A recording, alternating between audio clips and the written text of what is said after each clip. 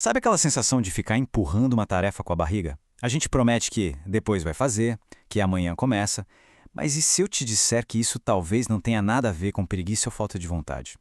Nessa nossa conversa de hoje, a gente vai fundo para entender como a procrastinação é, na verdade, uma resposta muito mais complexa e, bem, mais profunda do nosso inconsciente. Olha que frase poderosa para a gente começar. A psicanalista Andrea Vermont está dizendo aqui que o ato de adiar não é uma falha qualquer. É um hábito, sabe? Quase um mecanismo sofisticado da nossa mente. É o jeitinho que ela encontra para não ter que lidar com algo real. Algo que talvez lá no fundo assuste a gente. Essa é a pergunta de US$ 1 milhão, né? Porque é muito fácil a gente se rotular. Ah, eu sou preguiçoso, não tenho disciplina. Só que a análise que a gente vai fazer aqui vai na contramão de tudo isso. Ela desafia essa ideia que parece tão óbvia. Então, aqui é que a chave vira. Pensa comigo. Adiar as coisas pode ser um ato de proteção. O nosso inconsciente está tentando nos defender de alguma coisa que ele acha perigosa. Pode ser o medo de falhar, o medo de ser julgado, ou, pasme, até o medo de dar certo. Não é uma falha de caráter, entende? É um sintoma que quer dizer alguma coisa. Para a gente entender isso de verdade, a gente precisa olhar para dentro. Existe um conflito rolando aí na nossa mente, uma espécie de guerra fria silenciosa entre forças psicológicas bem diferentes. Freud deu um nome para uma dessas forças, o superego. Sabe aquela vozinha na cabeça que nunca está satisfeita? Que fala, você podia ter feito melhor, tinha que ter começado antes. Então, é ele. O superego é esse crítico interno que representa todas as regras e exigências que a gente foi absorvendo a vida inteira. E o mais curioso é como essa voz acaba alimentando a procrastinação. O superego bota a régua lá no alto, num nível de perfeição quase impossível. E aí o medo de não alcançar esse ideal é tão grande que a gente paralisa. Adiar, nesse caso, vira uma defesa contra essa pressão esmagadora que vem de dentro. E com isso, a gente entra num ciclo vicioso de autossabotagem. Pensa só, tudo começa com um ideal de perfeição. Esse ideal gera um medo danado de fracassar. O medo leva a gente a adiar. O adiamento gera culpa, e a culpa nos faz prometer que da próxima vez vai ser diferente, só para começar o ciclo todo de novo. É um motor que se alimenta da promessa do depois. E esse quadro aqui resume essa batalha interna de um jeito brilhante.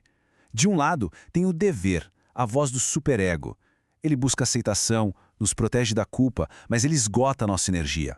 Do outro lado, tem o desejo, aquela força que nos move, que nos realiza, que busca a nossa expressão mais genuína.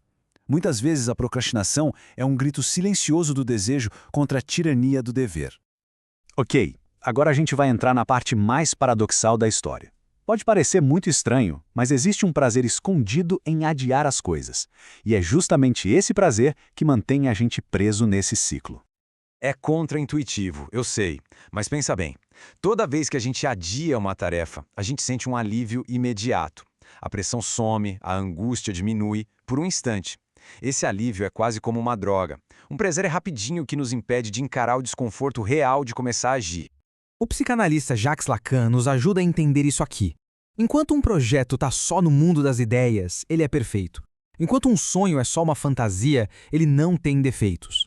Adiar mantém o nosso desejo vivo e seguro no campo das possibilidades, onde ele não corre o risco de ser manchado pela realidade. E é aí que o ciclo vira um vício. O alívio momentâneo que vem do adiamento logo dá lugar à dor da culpa, da sensação de que a gente é incompetente. Isso nos leva a prometer que vamos mudar, o que dá uma pontinha de esperança, mas logo a pressão volta e a gente adia de novo, buscando aquele primeiro alívio. É o prazer de curto prazo ganhando do sofrimento de longo prazo. Certo. A gente já entendeu a confusão que acontece na nossa mente. Mas e aí? Como é que a gente sai dessa? A resposta, olha, não está onde a maioria das pessoas pensa.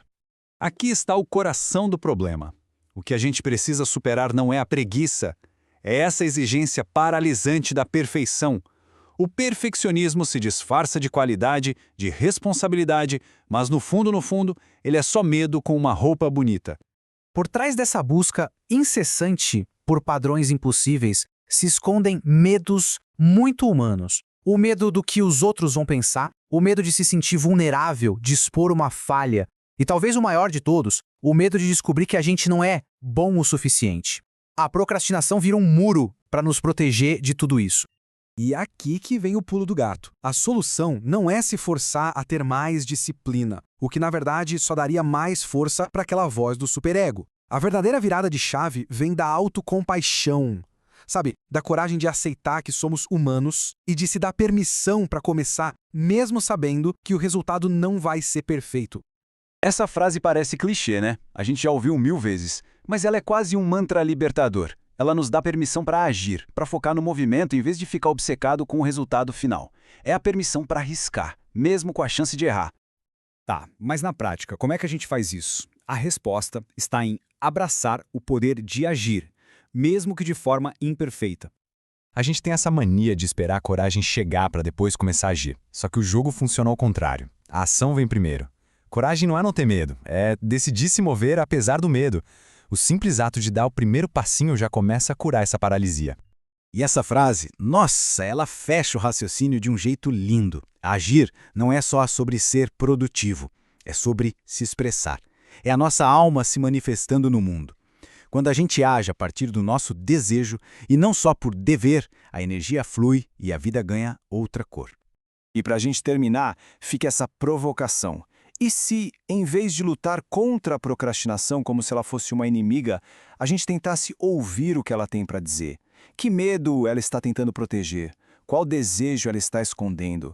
Talvez o sintoma seja, na verdade, a pista para um conhecimento muito mais profundo sobre nós mesmos.